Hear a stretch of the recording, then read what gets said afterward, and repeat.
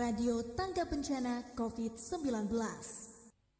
Radio Republik Indonesia, Radio Tangga Bencana COVID-19 masih bersama saya Gali Prasetyo, dan tentunya kita masih di Belajar di RRI ya, bersama Bapak Aris Budi Yasono ya dari SMP Negeri 1 Banyumas. Nah, untuk apa yang kita bahas tadi mengenai computational thinking gitu Pak, apalagi penerapannya di dunia nyata gitu kan, ada beberapa sektor, mungkin salah satunya adalah pendidikan gitu. Nah, mungkin untuk materinya hari ini nih Pak, silakan.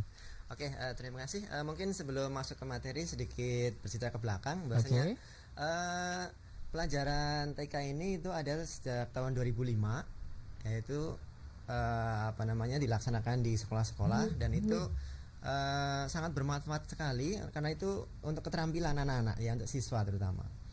Kemudian sampai tahun 2013 itu ada perubahan kurikulum dan mata pelajaran ini dihapus gitu ya, karena memang alasan pemerintah itu bahwasanya untuk saat ini itu pemakaian TK itu hanya untuk alat, bukan untuk dipelajari gitu ya. Jadi anak-anak sekarang kan katanya sudah pintar-pintar pakai handphone, pakai komputer, pakai laptop kayak gitu, memakai gitu ya. Tapi nggak tahu untuk pakai apa, untuk game mungkin ya, iya juga. Seperti itu ya. Jadi dari tahun 2013 MAPEL ini dihapus. Pantas dulu saya sempat dapat pelajaran TIK sebelum tahun 2013. Iya, 2013. Betul lah. Setelah tahun 2013 dihapus, kemudian ada beberapa tahun ini kok vakum, tidak ada, diganti bukan pembelajaran tapi semacam bimbingan gitu ya. Terus tahun 2018 2019 itu oleh kementerian yang baru itu dimunculkan lagi, tapi berganti nama jadi informatika. Untuk materinya memang sedikit berbeda. Kalau waktu pelajaran TIK itu kan lebih ke arah pemakaian aplikasi. Jadi anak-anak bisa memakai Microsoft Word, Excel, internet, PowerPoint seperti itu. Jadi makanya pemerintah menganggap ini bukan suatu yang harus dipelajari lah, anak juga bisa belajar sendiri gitu. Makanya di peralihan tahun 2019 ini yang beralih ke informatika, untuk materinya agak sedikit berbeda. Ya mungkin ada pemrograman, algoritma, salah satunya ada computational thinking ya ini. Ini mungkin katanya ini kalau yang di negara-negara berkembang, yang maju itu mungkin dari anak-anak SD atau itu sudah diajarkan pemrograman seperti itu. Jadi mereka lebih siap dibanding anak-anak kita. Sebenarnya materi atau pelajaran ini penting, tapi tadi saya sendiri kurang tahu pemerintah menghapus kegiatan pembelajaran ini, yaitu ya. Nah, jadi mungkin anggapannya itu tadi pemerintah TIK ini dianggap sebagai tool, sebagai alat saja gitu. Padahal anak-anak juga dalam prakteknya memang masih kesulitan sebenarnya. Kalau untuk kegiatan pelajaran sepertinya ya. Tapi kalau untuk nge-game dan sebagainya memang anak-anak sudah oke lah, sudah jago, tidak ada masalah seperti itu. Oke, kita kembali ke apa itu computational thinking, penerapannya dalam dunia nyata. Nah, kita bahas satu persatu di sini. Apa itu sebelumnya untuk tujuan pembelajaran pada siang hari ini, yaitu yang pertama, setelah kita mempelajari materi ini, nanti anak-anak bisa memahami suatu masalah yang senantiasa dihadapi ya. Kemudian setelah tahu permasalahannya, itu mengumpulkan semua data-data, karena di sini kita untuk bicara sesuatu harus sesuai dengan data. Bicara dengan data ya, tidak hanya asal bicara tanpa bukti pendukung dasarnya seperti itu ya. Kemudian setelah ada pengumpulan data, itu kita bisa mencari solusinya apa nih kira-kira. Setelah masalahnya apa, diteliti betul, dikumpulkan data, kemudian mencari suatu solusi dari masalah tersebut. Ya, itu mungkin dari tujuan pembelajaran kita nanti seperti itu. Nah, kemudian apa sih sebenarnya computational thinking itu ya, atau berpikir komputasi itu adalah tadi sebuah kemampuan berpikir untuk menyelesaikan suatu permasalahan secara menyeluruh, tidak sebagian-sebagian, dan secara logis dan secara teratur. Jadi betul-betul terstruktur ya. Jadi kalau umpamanya penerapannya ini yang kita mudah aja, kita tidak bicara ke masalah ke komputernya ya, tapi yang kehidupan kita sehari-hari lah. Jadi umpamanya anak-anak dari bangun pagi sampai mau berangkat sekolah itu kan biasanya rutinitas itu. Nah, kan tadi kadang setiap anak kan berbeda-beda mestinya. Ada yang bangun terus sholat terus mandi sarapan berangkat sekolah. Oke. Ada yang bangun Mandi dulu. kemudian mandi dulu, ada yang sholat. belajar, Ya, ada yang oke. tidak sholat, gitu. ada yang kesiangan bangun cuci muka harus berangkat sekolah, mungkin juga ada juga seperti Aduh, itu. kayaknya Mungkin Mas saya Gali rada-rada banget itu. flashback sih, Pak. Oke. Ya itu, jadi itu kemudian yang berikutnya setelah kita memahami apa namanya tadi apa itu computational thinking, jadi berpikir komputasi itu adalah teknik pemecahan masalah yang sangat luas wilayah penerapannya ya, tidak hanya apa namanya ke dunia komputer saja ya, bukan hanya untuk menyelesaikan masalah seputar ilmu komputer saja, melainkan juga untuk menyelesaikan berbagai masalah di kehidupan kita sehari-hari ya, seperti itu. Kemudian dalam mengimplementasikan computational thinking itu bagaimana? Ya tadi seperti yang di awal saya sebutkan, tujuannya tadi adalah menemukan atau memahami suatu masalah. Kemudian anak-anak nanti bisa mengumpulkan data. Kemudian tadi memecahkan masalah tersebut itu bagaimana caranya. Ya, jadi tujuannya ada 3 tadi. Jadi penerapannya menemukan masalah, kemudian mencari mengumpulkan data untuk memecahkan masalah tersebut, kemudian mencari solusinya, seperti itu. Nah, kemudian dalam computational thinking itu ada beberapa yang harus dipersiapkan. Yang pertama ada dekomposisi ya. Dekomposisi itu adalah kita memecahkan suatu masalah yang kompleks yang besar itu menjadi masalah-masalah yang kecil-kecil, Mas. Jadi tidak karena akan lebih mudah kalau permasalahan itu dibagi-bagi ke apa namanya ke bagian-bagian tertentu ya. Makanya di kalian Mas Gali kan seperti di sini. Mas Gali nggak mungkin bisa menyelesaikan masalah dalam siaran ini sendirian kan. Betul. Bantuan untuk apa namanya? Selalu ada teman ya, apa ada ya? teman untuk bantu setting atau apa seperti itu. Jadi dipecah-pecah, nggak mungkin kita menyelesaikan masalah sendiri gitu. Yang berikutnya yaitu dengan pengenalan pola ya. Pengenalan pola ini adalah cara yang sama kita bisa melakukan hal yang berbeda dengan hasil yang berbeda gitu ya. Jadi umumnya kita kan sudah tahu polanya nih, umumnya bagian di RR ini kita siaran itu ada bagian-bagian sendiri. Bagian siaran, bagian operator, ada bagian marketing gitu. Kan itu punya masalah sendiri-sendiri. Nah, ketika apa namanya menyelesaikan masalah kan mungkin meskipun masalahnya berbeda tapi kan polanya mungkin sama ya. Jadi itu. Jadi ini agak sedikit agak sedikit bingung ya, membingungkan ya. Jadi menyelesaikan suatu masalah yang apa namanya berbeda sebenarnya tapi dengan pola yang sama sebenarnya ya kayak gitu kan. Jadi karena Mas Gali sudah biasa menyelesaikan yang ini meskipun masalahnya ada di bagian lain, penyelesaiannya mungkin sama lah. Runtutannya tetap sama ya, Pak ya. Cuma beda masalahnya aja. Bedanya masalah di bagian yang berbeda tapi penyelesaiannya sama ya, seperti itu. Yang berikutnya yaitu abstraksi ya. Jadi teknik di mana langkah yang dilakukan itu harus fokus ke suatu permasalahan. Jadi tidak apa namanya melenceng dari apa tujuan dari masalah apalagi yang ada. Multitasking gitu ya. Iya. Harus benar-benar fokus ya. Iya, harus fokus. Jadi kalau sudah fokus ya itu aja yang dibahas ya gitu. Jadi kalau kita membahas menyelesaikan suatu masalah, solusinya itu bermacam-macam, itu mana yang lebih diutamakan, itu yang lebih bagus seperti itu. Kemudian yang berikutnya itu algoritma. Nah ini algoritma mungkin apa namanya berpikir dengan mengurutkan langkah-langkah dalam menyelesaikan masalah agar menjadi logis, berurutan, teratur dan mudah dipahami oleh orang lain. Nah ini yang apa namanya perlu atau sangat penting sekali. Jadi dalam menyelesaikan masalah itu harus runtut, logis, berurutan, teratur dan orang lain juga paham kayak gitu ya. Jadi kalau dalam bahasa pemrograman mungkin kan setiap orang itu berbeda-beda ya dalam menyelesaikan program, tapi tujuannya kan sama, membuat program gitu. Meskipun caranya berbeda-beda. Seperti yang tadi saya sampaikan, ketika anak bangun tidur sampai berangkat sekolah kan berbeda. Ada yang bangun terus mandi, sholat, sarapan, terus berangkat sekolah. Ada yang bangun belajar dulu baru nanti mandi pas mau dekat jam sekolah baru berangkat. Tujuannya sama, jadi bangun sampai berangkat sekolah tujuannya sama, tapi kan prosesnya berbeda-beda. Seperti itu mungkin. Tapi jenis programnya berbeda-beda juga itu termasuk juga nggak Pak? berbeda-beda. Ya jadi mungkin programnya sama ya, berbeda tapi tujuannya sama. Tetap sama. Mungkin cara pembuatan programnya atau menyelesaikan masalahnya berbeda-beda tapi tujuannya tetap sama. Oke.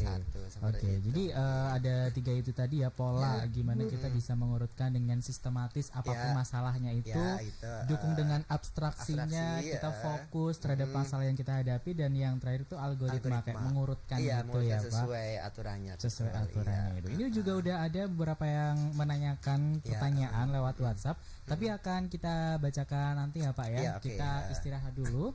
Jadi buat Anda yang masih ingin tanya boleh, masih ngetik-ngetik boleh, karena kita sampai jam 11 masih ada ya setengah jam lagi ya. Jadi selagi saya putarkan lagu, boleh silakan kirim ke 081327312222.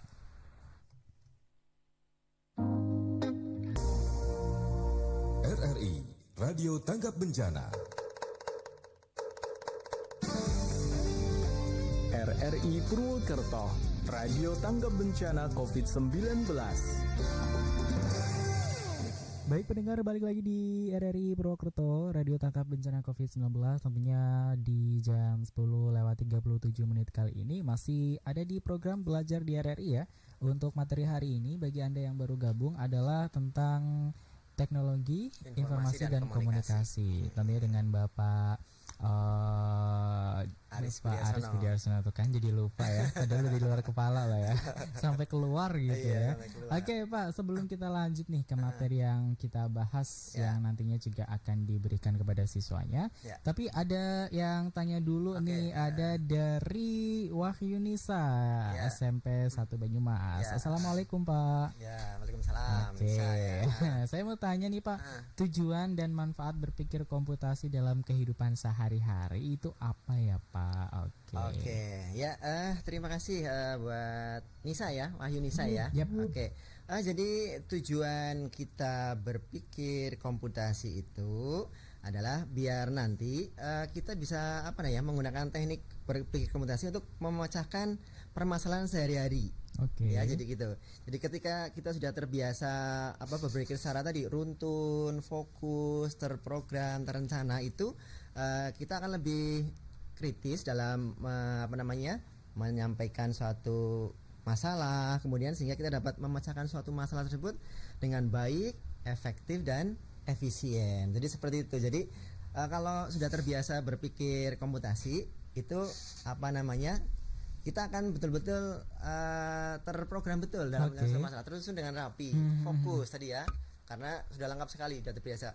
Masalahnya apa sih, gitu kan? Kemudian data-data untuk masalah itu apa sudah disiapkan betul. Kemudian untuk mencari solusinya juga sudah disiapkan betul. Jadi itu kita sudah akan terbiasa seperti itu. Jadi mudah-mudahan nanti kalau sudah terbiasa berpikir secara komputasi itu akan runtun tadi, efektif dan efisien seperti itu. Seperti itu Nisa ya, agar apa yang kita kerjakan, kita laksanakan ketika mendapatkan masalah ya sesuai dengan pola yang tadi kita bahas ya Pak ya. Betul lah, seperti itu. Oke, thank you ya untuk Wahyu Nisa.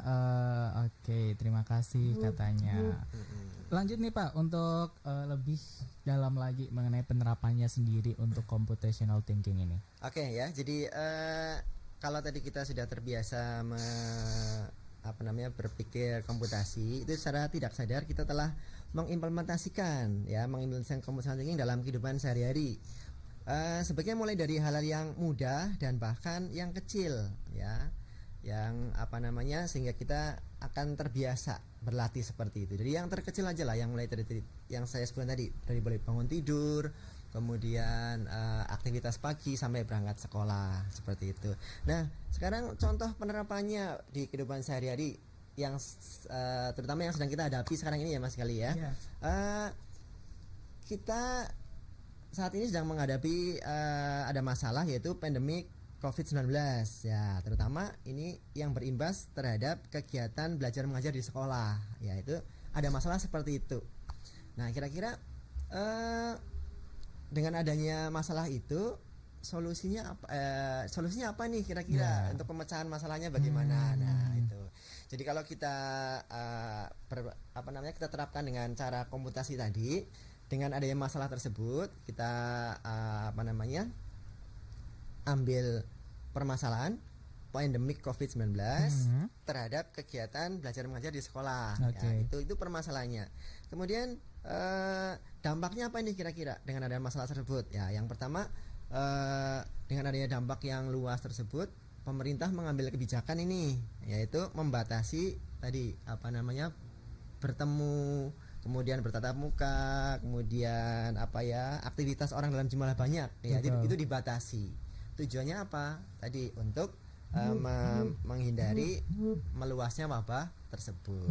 Nah, kemudian dampaknya sendiri terhadap anak-anak atau sekolah itu bagaimana? Ya, yang jelas dengan dibatasinya aktivitas dengan orang banyak, itu kegiatan tatap muka atau kegiatan belajar mengajar di sekolah itu ditiadakan. Nah, itu kan jadi dari awal ada masalah, kemudian dampaknya apa? Betul. Ya kan? Kemudian kita cari solusinya apa nih kira-kira. Nah, setelah masalahnya ada wabah itu, dampaknya berakibat KBM ditiadakan. Nah, anak-anak belajar di sekolah, solusinya kira-kira apa ini solusinya? Nah, untuk mengatasi solusi masalah tersebut, yaitu kegiatan belajar mengajar itu dilaksanakan secara daring atau secara online. Nah, itu kan dalam menyelesaikan permasalahan tersebut kan runtun, Mas. Jadi dicari dulu masalahnya apa, kemudian dicari dulu dampak-dampaknya, datanya apa saja yang terdampak, kemudian berikutnya solusinya apa kira-kira dari masalah tersebut. Nanti ya, dengan adanya wabah, dampaknya sekolah ditiadakan, kemudian solusinya tadi tatap muka dilakukan secara daring atau secara online, seperti itu. Nah, kemudian penerapannya bagaimana caranya ketika pembelajaran itu diserahkan secara daring, secara online? Nah, penerapannya ya menggunakan aplikasi yang ada sekarang ini. Kalau dari Kementerian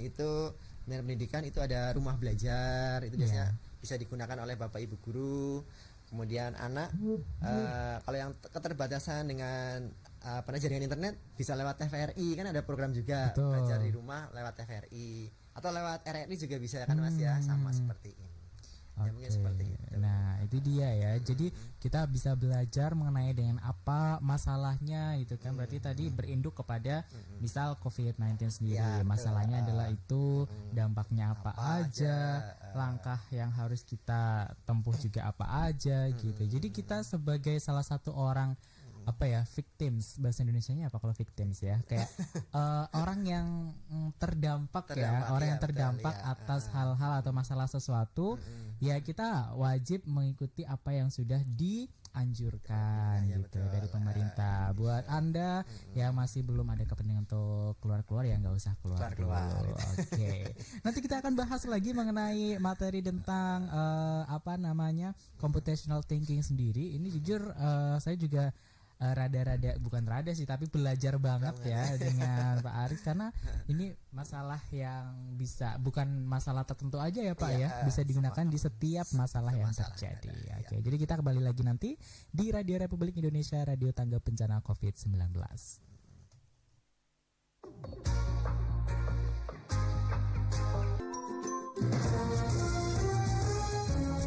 RRI Purwokerto, Radio Tanggap Bencana COVID-19. Kembali lagi mendengar di Radio Republik Indonesia, Radio Tanggap Bencana COVID-19. Oke, masih bersama Pak Aris ya Pak ya? Ya. Oke, untuk kali ini nih Pak, mengenai dengan adanya COVID-19 juga. Tapi sebelum itu, udah ada beberapa pertanyaan yang masuk juga nih ternyata ya, rumput dari beberapa siswanya mungkin. Saya bacain dulu ya Pak ya. Hai, assalamualaikum. Saya Muhammad David Satria, ingin bertanya nih. Bentar, ini pertanyaan rada membuat saya berpikir ya. Oke, ingin bertanya, apakah efektif belajar dari rumah secara online Pak? Gitu katanya. Oke deh, mungkin langsung dijawab aja Pak. Oke, ya, terima kasih David ya. Jadi pertanyaannya, apakah seberapa efektif pembelajaran secara online dari rumah? Nah, mungkin seperti itu pertanyaannya ya.